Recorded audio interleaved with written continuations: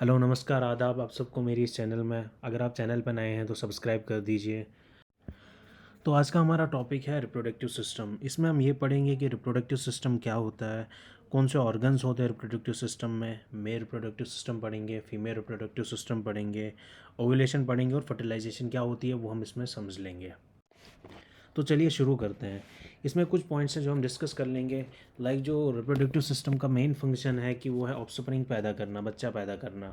और दूसरा जो होता है टेस्टी, जो स्पर्म प्रोड्यूस करते हैं और मेल सेक्स हार्मोन्स प्रोड्यूस करते हैं, लाइक उसमें आता है टेस्टोस्टेरोन। और जो नेक्स्ट है ओवरीज जो है वो एग्स प्रोड्यूस करती हैं और फीमेल सेक्स हार्मोन्स जिनमें आता है प्रोजेस्टेरोन और एस्ट्रोजन। और तीसरा जो है मेमरी ग्लैंड्स, मेमरी ग्लैंड्स हमारे मिल्क प्रोड्यूस करते हैं जो खाली फीमेल्स में होते हैं मेमरी ग्लैंड्स। और नीचे एक पिक्चर दी हुई है, आप वो देख सकते हैं कि जिसमें पूरा हमने रिप्रोडक्टिव सिस्टम के जो भी पार्ट्स हैं उनको प्रॉपर मेंशन किया हुआ है। लाइक जो मेल्स में है डक्टस डिफरेंस है, सेमिनल वेसिकल्स हैं, प्रोस्टेट ग्लैंड है, यूरिथ्रा, पेनिस, एपिडिडम्स, टेस्टिस, स्क्रोटम जो मेल्स में आते हैं। और फीमेल्स में आते हैं मेमरी ग्लैंड्स आते हैं, यूट्रीन ट्यूब आता है, ओवरी आता है, यूट्रस, वजिना और एक्सटर्नल जेनेटलिया उसमें आता है। तो रिप्रोडक्टिव सिस्टम एक कलेक्शन होता है इंटरनल और एक्सटर्नल ऑर्गन्स का, फीमेल्स में भी और मेल्स में भी, और जो एक साथ रिप्रोडक्शन करके फिर आगे ऑफस्प्रिंग पैदा करते हैं। और इसी वजह से इसे बेस्ट सिस्टम भी कहा जाता है ह्यूमन बॉडी में। और ये तब तक वर्क नहीं करता कि जब तक बंदे में, जब तक कि एक ह्यूमन में प्यूबर्टी अटेन ना हो। प्यूबर्टी से माना जाए मैच्योरिटी। लाइक फीमेल्स में मैच्योरिटी का टाइम है 8 to 13 ईयर्स में, और मेल्स में 9 to 14 ईयर्स में प्यूबर्टी अटेन होती है। और जो मेल रिप्रोडक्टिव सिस्टम है वही रेस्पॉन्सिबल रहता है कि स्पर्म को फीमेल रिप्रोडक्टिव ट्रैक में डालने के लिए। लाइक उसमें मेल स्पर्म में ये होता है कि स्पर्म में एक मेल रिप्रोडक्टिव सेल होती है। ये वो सेल होती है जो फीमेल रिप्रोडक्टिव सेल के साथ मिलके आगे जाके ऑफस्प्रिंग पैदा करते हैं। अब नेक्स्ट पॉइंट आता है मेल रिप्रोडक्टिव सिस्टम। इसमें हम ये पढ़ेंगे कि कौन कौन से पार्ट्स आते हैं इसमें और उनके क्या क्या फंक्शंस हैं। लाइक पहला जो वो टेस्टीज़ है। टेस्टीज़ हमारा स्पर्म और हार्मोन्स प्रोड्यूस करता है, और हार्मोन्स में जो आता है हमारा टेस्टोस्टेरोन आता है। इसके बाद एपिडिडाइम्स आता है। स्पर्म मैच्योरेशन एपिडिडाइम्स में होती है। स्पर्म जो मैच्योर होता है, प्रोसेस जो उसकी मैच्योरेशन की होती है वो एपिडिडाइम में होती है। उसके बाद स्पर्म डक्ट आता है जिसे डक्टस डिफरेंस भी कहा जाता है। ये स्पर्म एपिडिडाइम से प्रोस्टेट ग्लैंड तक लेके जाता है। उसके बाद सेमिनल वेसिकल्स, ये ऐसा फ्लूइड सेक्रेट करते हैं जो मोस्टली सेमन का जो पार्ट है वो बनाते हैं। सेमिनल वेसिकल्स ऐसा फ्लूइड वो सेक्रेट करते हैं। उसके बाद प्रोस्टेट ग्लैंड आता है जो फ्लूइड और एंजाइम सेक्रेट करता है, और सारे फ्लूइड्स और एंजाइम सेक्रेट करता है। उसके बाद यूरिथ्रा आता है। यूरिथ्रा जो हमारा सेमन जो है वो एक्सटीरियर बाहर तक लेके आता है। इसके बाद एक्सटर्नल जेनेटिया में हमारे पास पेनस और स्क्रोटम आता है। पेन जो होता है वो एरेक्टाइल टिश्यू होता है और स्पर्म वेजिना में डालता है, और इसमें प्लेजरेबल सेंसेशन प्रोड्यूस करता है ज्यूरिंग सेक्सुअल एक्टिविटी के दौरान। और इसके बाद स्क्रोटम है। स्क्रोटम टेस्टिस को सराउंड करते हैं और उनको स्पर्म को प्रॉपर टेम्परेचर प्रोड्यूस करते हैं कि ताकि जो स्पर्म्स हैं वो ख़राब ना हो जाए।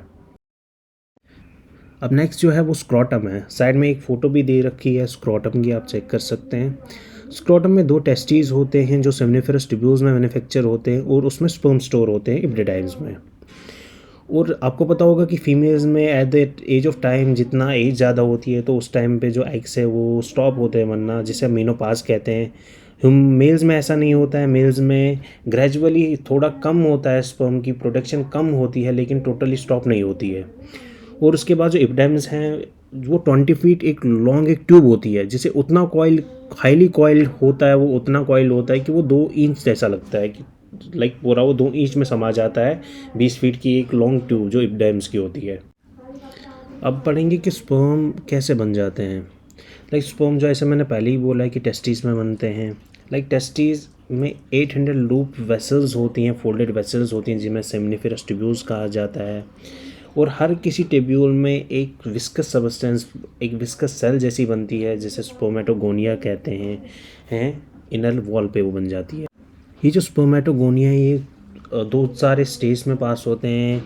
लाइक ये प्राइमरी स्पर्मेटोसाइट्स से सेकेंडरी स्पर्मेटोसाइट्स बन जाती हैं, छोटी होकर स्पर्मेटोसाइट्स बन जाती है सेकेंडरी स्पर्मेटोसाइट्स।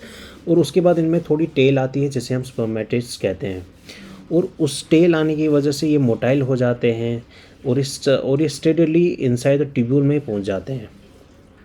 और जो स्पर्मेटिड्स हैं ये फाइनली हमें इन्हें स्पर्म कहते हैं। जब इनके पास प्रॉपर एक टेल आती है तो इन्हें हम स्पर्म कहते हैं।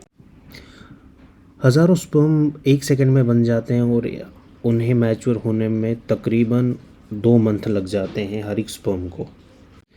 अब जो नेक्स्ट जो टॉपिक है इसमें स्पर्म और सेमन में क्या डिफरेंस है। जो सीमन है उसे हम सेमिनल फ्लूइड भी कहते हैं। वो खाली स्पर्म नहीं होता, स्पर्म 5 to 10% होता है एक सेमन में।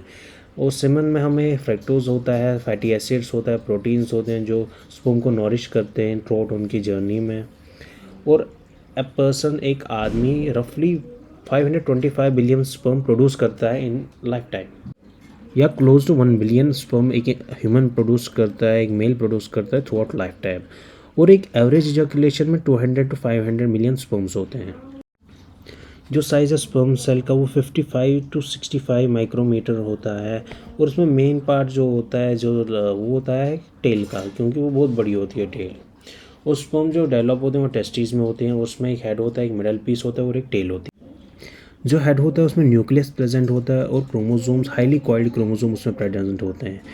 और उसे एक्रोसोम भी कहते हैं। जो उसका फ्रंट सेक्शन है उसे एक्रोसोम कहते हैं, जो फीमेल एग को पेनिट्रेट करने में हेल्प करता है।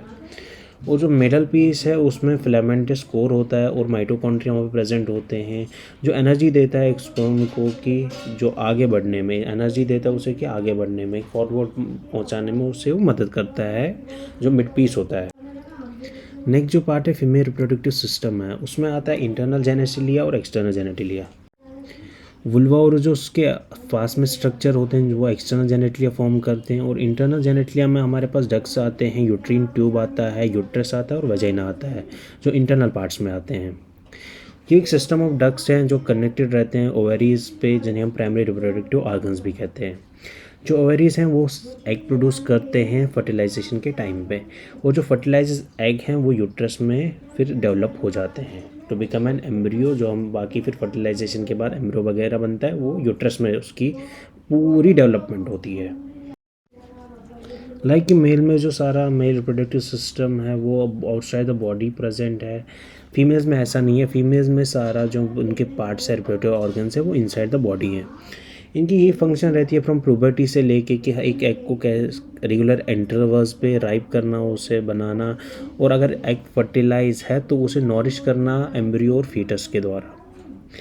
और जब भी एक फ़ीमेल बॉर्न होती है तो एट द सेम टाइम उसका रिप्रोडक्टिव सिस्टम वर्क नहीं करता अनटिल कि प्यूबर्टी अटेन ना हो। प्यूबर्टी के बाद ही ये सारे प्रोसेस जो स्टार्ट होते हैं, एग रिलीज होना, उसके बाद उसकी फर्टिलाइजेशन होना, उसके बाद एम्ब्रियो और फीटस में कन्वर्ट हो जाना।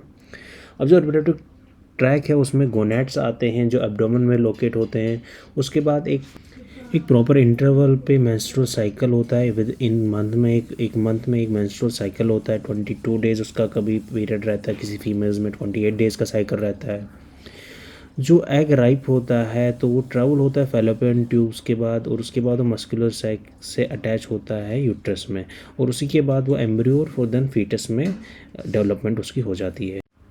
अब नेक्स्ट जो है, जो एग सेल्स होती हैं वो ओवेरी से मूव होकर यूट्रीन ट्यूब्स में आ जाती हैं। जो यूट्रीन ट्यूब है वो फैलोपियन ट्यूब्स कहे जाए और ओविडक्स कहा जाए, वो ओवेरीज को यूट्रस से कनेक्ट करती हैं। और जो यूट्रस में है उनमें 3 लेयर्स होती हैं, जैसे एक एक्सटर्नल सेरस लेयर होती है, मस्कुलर लेयर होती है, और इंटरनल और एक लेयर होती है।